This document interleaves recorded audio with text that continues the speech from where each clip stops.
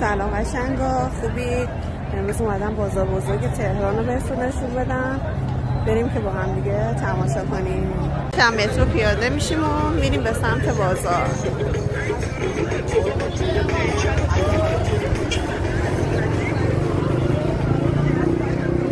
اینجا دست فروش ها هستن، دست فروش های بازار.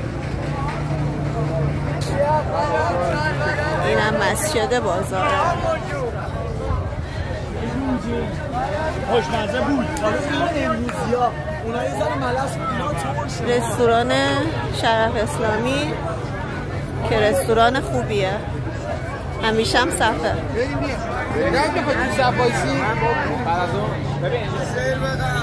ویدیو شربت رو انتخاب کنی. شربت تگری چند رنگ ریختیم و بریم به سمت بقیهش. اینجا پاساژ طلا و جواهره که همشون طلا و جواهر دارن.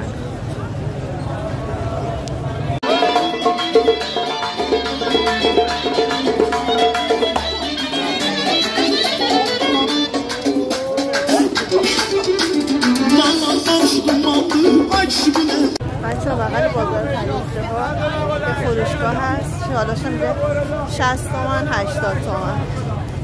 شالای خوب و نخی هم داره. مسجد شاه میریم که این پایین.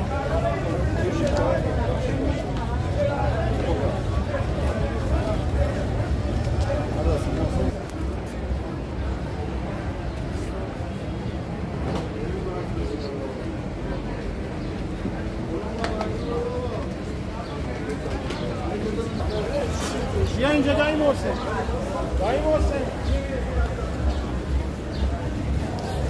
میریم به سمت چپ.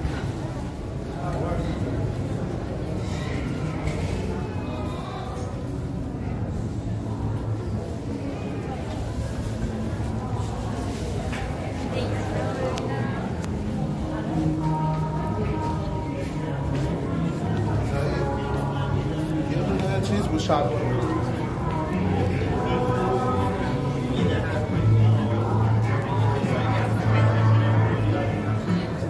دوباره میریم سمت چپ، بازار جعفری، بازار سلطانی که شال و روسری و وسایل آرایش داره.